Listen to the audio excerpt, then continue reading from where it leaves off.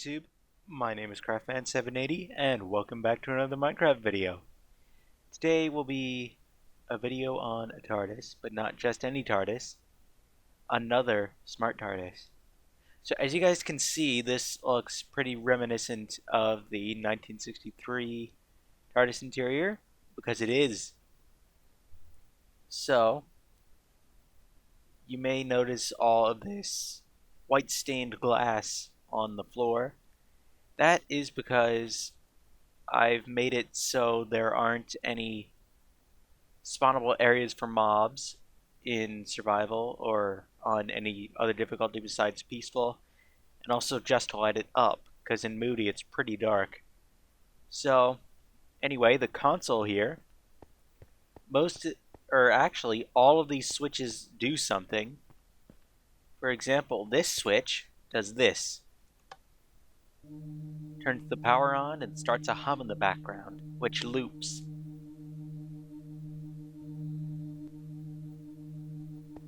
So, there's that.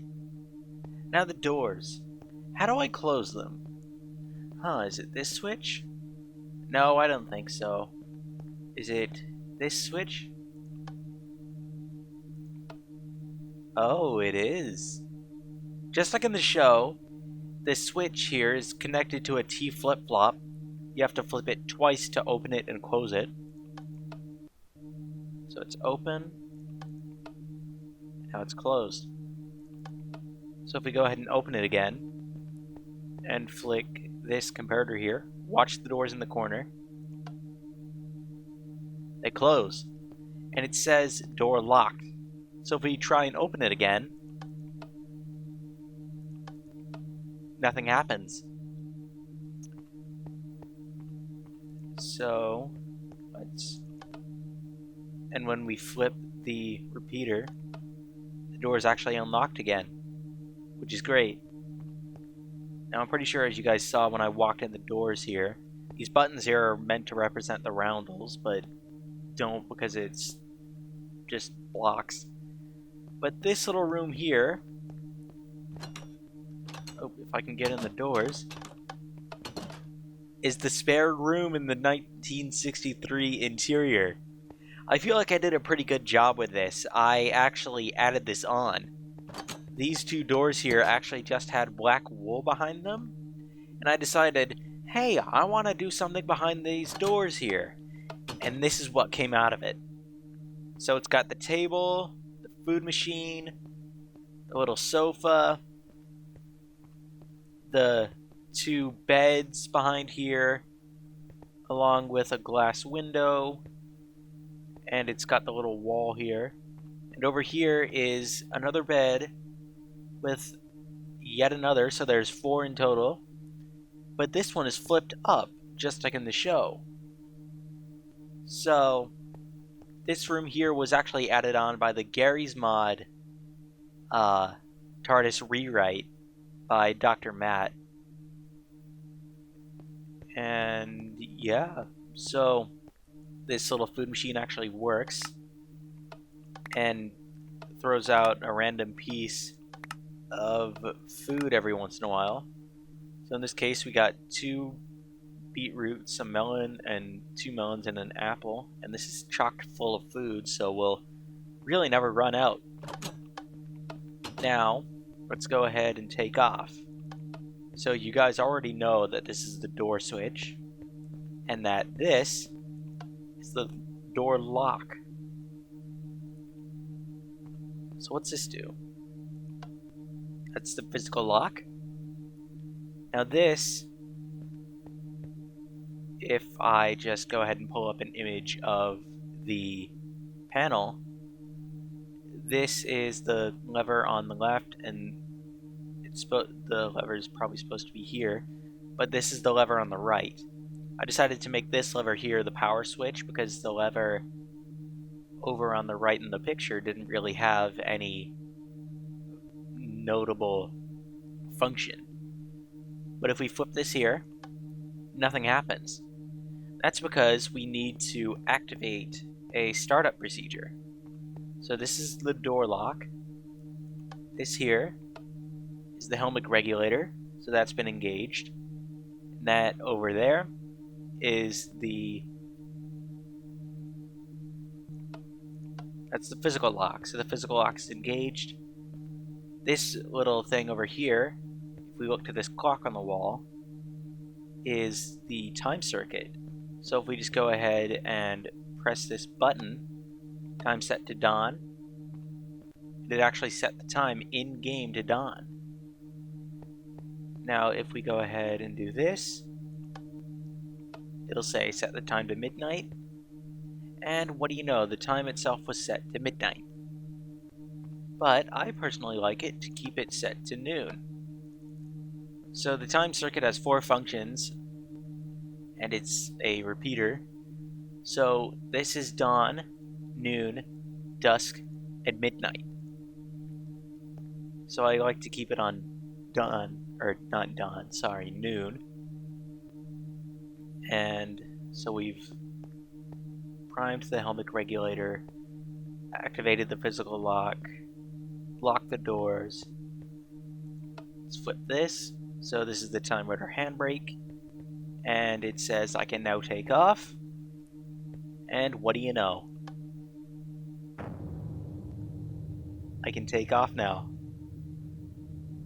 So I don't really know what's going on. There was supposed to be a animation for the time rotor here, but there isn't. Probably because of conflicting redstone or something. But anyway, the back here is supposed to be the fault locator. Instead, I've made it storage for the ship. So there are 5 rows of 10 chests. 5, 10. Or no, there's actually 10 chests in 5 rows. So 10, 20, 30, 40, 50. 50 chests. And this would be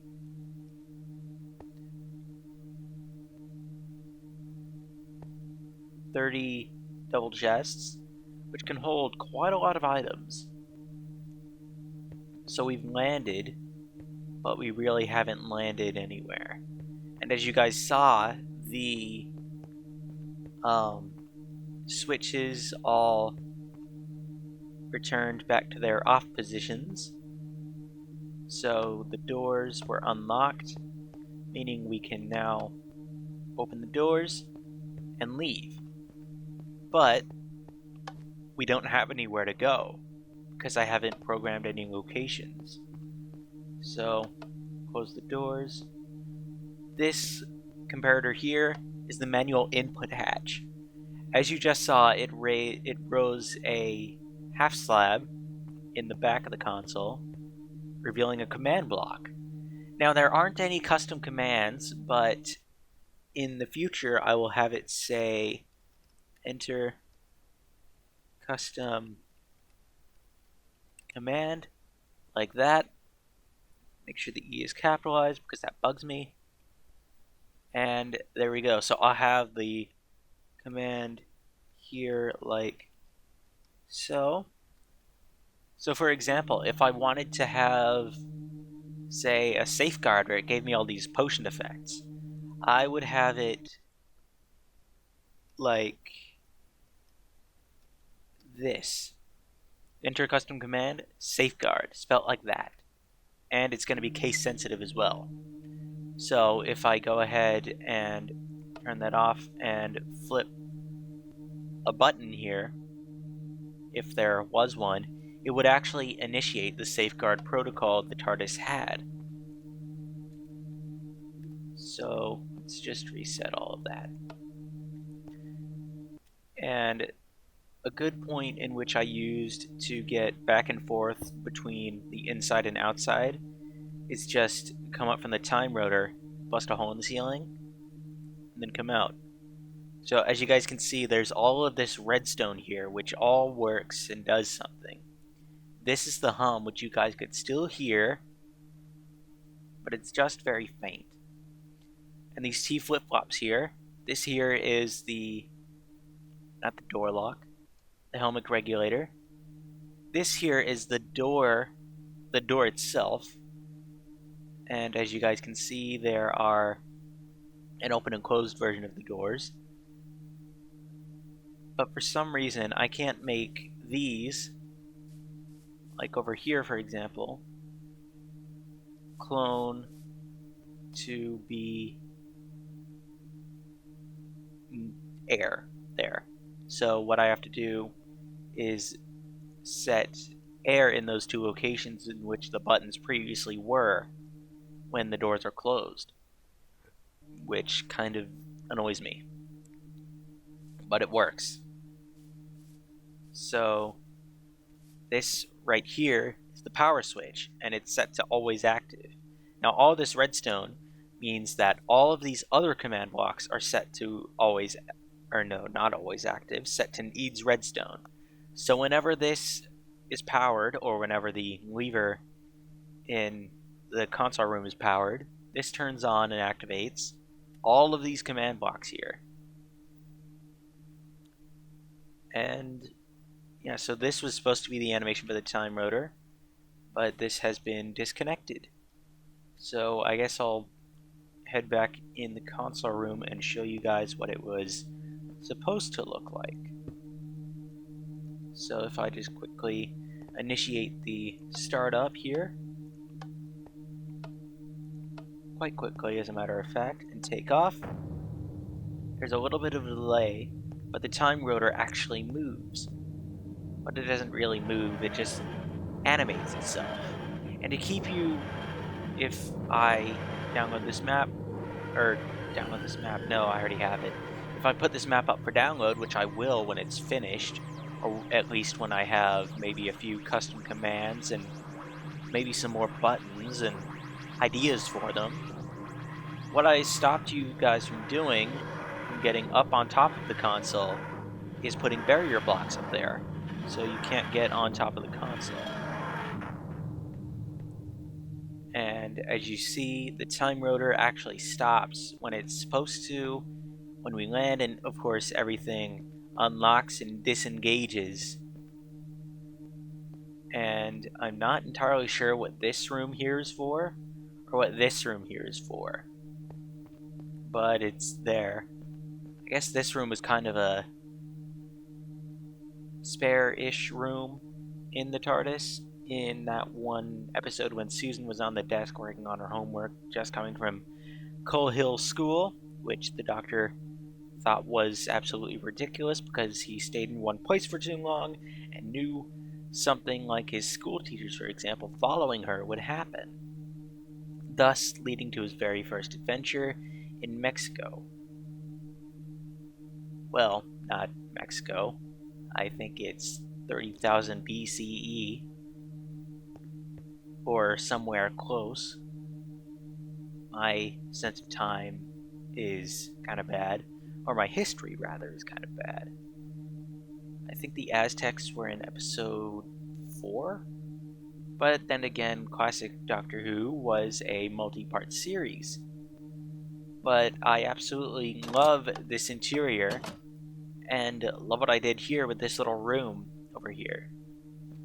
So these, I don't think I'll ever have any other rooms. Like, there probably won't be a farm because I have a food machine with basically infinite food in it. And I don't need a wardrobe because I really won't be doing much in there. Plus, we have the quote-unquote fault locator in the back for storage. Tons and tons and tons of storage, as a matter of fact. And I tried to make this little bit here as screen accurate as I could. But this is basically what they gave me. Or, not gave me, more like I downloaded this and added on to it. But I love what I did here, and I hope you guys will too. So, anyways guys, my name is Craftman780, and I bid you all farewell. Thanks so much for watching.